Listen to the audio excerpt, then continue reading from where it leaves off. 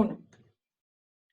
Buenos días, mi nombre es Adriana Gordillo, yo soy psicóloga, poligrafista y analista de BSA. El polígrafo y el BSA son sistemas que nos ayudan a evaluar la unidad que tenga una persona frente a una entrevista ya sea de selección o una entrevista por una investigación o una entrevista de confiabilidad dentro de sus rutinas. Entonces, por eso quisiera hoy explicar un poco más estos sistemas. Ustedes saben que el polígrafo, tradicionalmente conocido como un detector de mentiras, ante todo lo que hace es medir respuestas a nivel fisiológico del organismo cuando la persona miente. Y acá vamos a un principio biológico, neurológico, en el cual sabemos que cuando todo ser humano miente hay unas respuestas en su cuerpo, y eso se da porque la persona sabe que está mintiendo. Entonces hay unas reacciones y se crean unos sistemas para evaluar esas reacciones. Entonces en el polígrafo lo que hacemos es mirar el ritmo respiratorio, evaluar el ritmo cardíaco, toda la parte de la dermis, los movimientos, etc.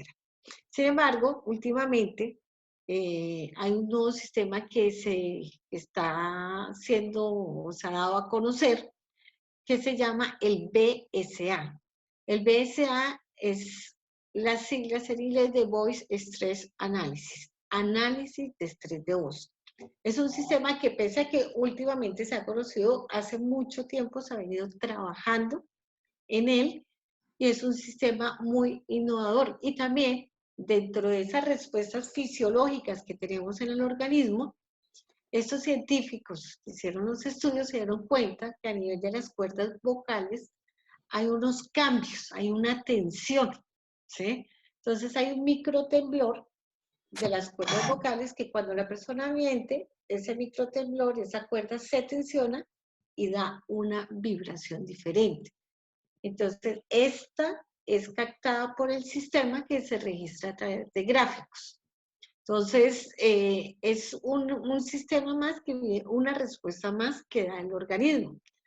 Estas oscilaciones que ellos descubren o que se dan cuenta que tienen un cambio, no son audibles, ¿sí?, al oído humano, pero sí tienen una frecuencia entre 8 y 14 Hz, que el sistema, el software por el cual fue creado, lo alcanza a captar, y eso se va a ver reflejado en unas ondas.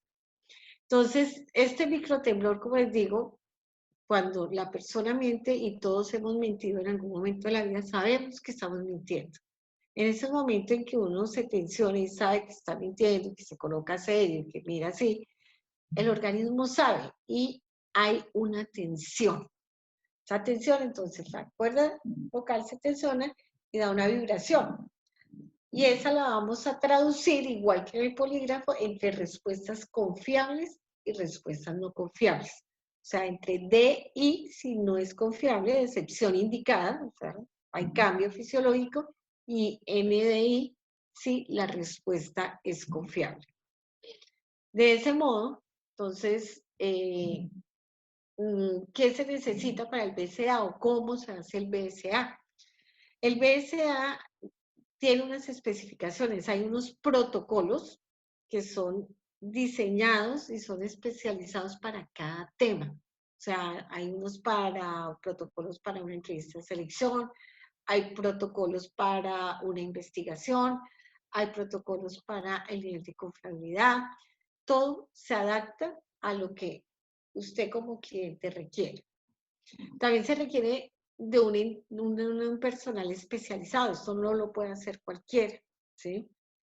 Como se sabe, igual que en el polígrafo, la entrevista que se haga es casi el 50%, que nos da un material muy rico y nos sirve mucho para preparar a la persona en el momento en que se va a utilizar el sistema, en este caso el BSA.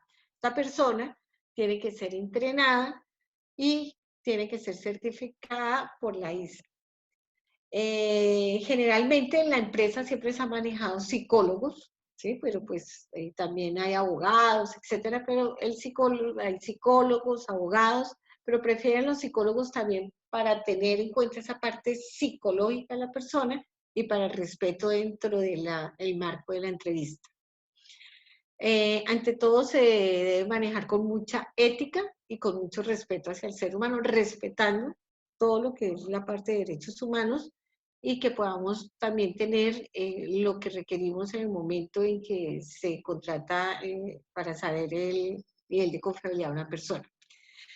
¿En qué consiste o qué es el BCA o cómo se consigue? Mire, para trabajar el BCA se requiere una grabadora de estas de periodistas, pero de alta definición, un computador, un buen micrófono, impresoras, porque esto nos va a salir en gráficas, y un software. El software lo venden en Estados Unidos, eso le dan a uno una llave, no es un software cualquiera, no es el que usted consigue y baja por los buscadores que para analizar si dice la verdad o mentira, no. El software tiene unas especificaciones y tiene un estudio detallado y solo se puede abrir con una llavecita. Entonces, eso es lo que generalmente tienen las empresas, lo de la llavecita y el software instalado en el computador. Es algo muy sencillo. Y lo otro importante de este sistema es que no es invasivo. Cuando digo que no es invasivo es que no le vamos a colocar ningún elemento en el cuerpo, que podemos hacerlo hasta por línea telefónica, ¿sí? Aunque usted no lo crea, se puede hacer por línea telefónica. Y se puede también en forma presencial, sin colocar nada, simplemente la grabadora. ¿Qué es indispensable dentro de esa entrevista que haga el analista? Primero, saber que la persona que yo estoy evaluando sepa distinguir entre la verdad y la mentira, ¿sí? A veces ha presentado casos en que personas con de pronto un coeficiente intelectual o con problemas de coeficiente intelectual, uno evidencia que no distingue entre verdad o mentira o que tiene una parte psicológica de base, pues ahí tocaría entrar a estudiar el caso. La otra parte es que la persona tenga memoria de los hechos y para eso también en la entrevista, ¿sí? Por eso ayuda y por eso es muy importante el analista. Y que en cierta manera tenga temor o miedo, vamos a hablar de temor, o sea, que la entrevista y que él sepa y sea consciente que está siendo evaluado, ya sea para saber si sus respuestas son confiables para un trabajo o si frente a un robot tuvo alguna participación. Entonces, es importante generar esa conciencia para que haya un nivel de estrés específico.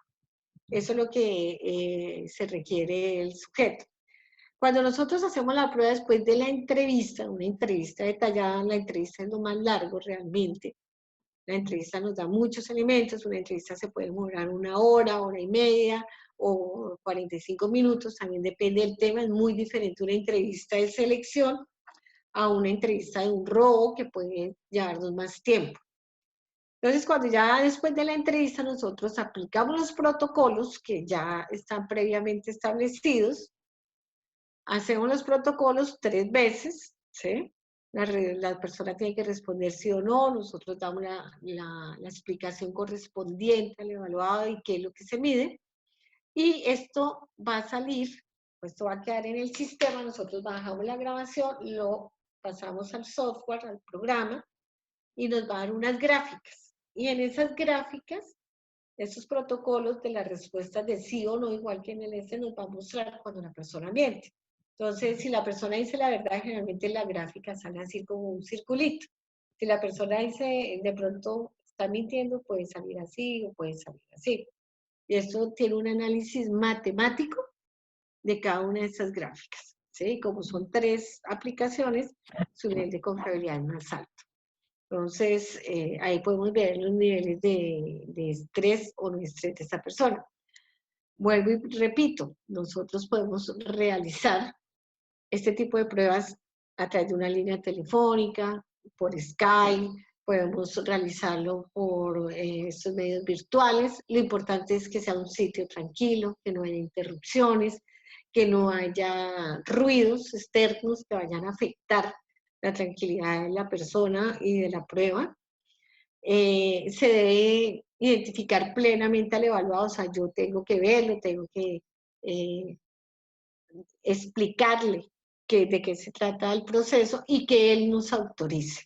Después de esa explicación, todo eso queda grabado por seguridad de la persona y por seguridad de nosotros y por seguridad de la empresa. Posteriormente realizamos la entrevista de los hechos relacionados. Si es una entrevista de selección, preguntamos cuál ha sido su desempeño, su entorno familiar, social, etcétera.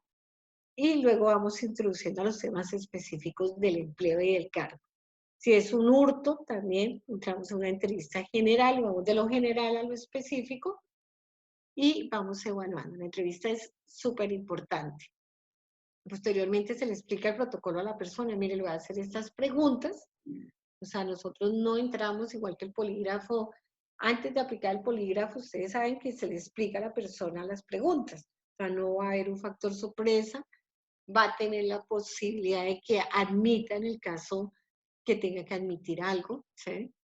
Por ejemplo, uno puede preguntar, en los 2 últimos años, ¿usted ha consumido algún tipo de droga alucinógena? La persona nos puede decir, no, mire, yo sí consumía hace 4 años, o yo consumí una vez hace un año. Entonces eso nos ayuda también a adaptar el protocolo para ver lo reciente, para ver la historia reciente, el presente. También por eso hay que saber formular muy bien las preguntas del protocolo. Posteriormente que ya hemos aplicado hemos explicado este protocolo, lo hemos modificado, si la persona hace admisiones, que es muy importante, por ejemplo, mire, si yo consumí hace un año, o si yo me robé de la empresa 2 rollos de cinta, entonces adaptamos la pregunta y ya quedan totalmente claras con las admisiones. Entonces yo le puedo decir, además de los 2 rollos de cinta, usted ha cometido robos en su empresa actualmente. Entonces ya son como, vamos adaptándola también al tema. Y ahí hacemos las 2 pruebas, que son los mismos protocolos aplicados 2 veces, terminamos y eso se pasa al software y ahí nos sale el resultado, ¿sí? El cual es entregado conjuntamente con la entrevista a la persona que ha contratado el servicio. Esto tiene muchos estudios, ustedes pueden consultar en internet, pueden entrar y evaluar. Acá la presentación ustedes pueden ver muchos de los estudios que se han realizado. Adicional, acá en Colombia con la empresa Conura hemos realizado varios análisis de estas pruebas. Hace un par de años hicimos más de 3.000 pruebas en BSI, hicimos estudios comparativos con el polígrafo, con pruebas de polígrafo tradicional, y los niveles de confiabilidad prácticamente eran los mismos. A veces nos dábamos cuenta que nos daban poquito más de confiabilidad el del BSA, ¿sí? Porque de pronto en el polígrafo hay otras variables que son un poco más difíciles de manejar, pero los niveles de confiabilidad son prácticamente iguales. Eso lo hicimos acá en Colombia, lo hicimos con una empresa grande, evaluados en elección, en selección, en pruebas de selección, en pruebas de confiabilidad y en pruebas específicas que son, ejemplo, un robo, ejemplo, eh, pérdida de información, etc. Entonces los invito a que conozcan el sistema trae muchas ventajas, les va a ayudar mucho en sus procesos de confiabilidad, es muy práctico y ante todo demuestra un nivel de confiabilidad alto. Muchas gracias.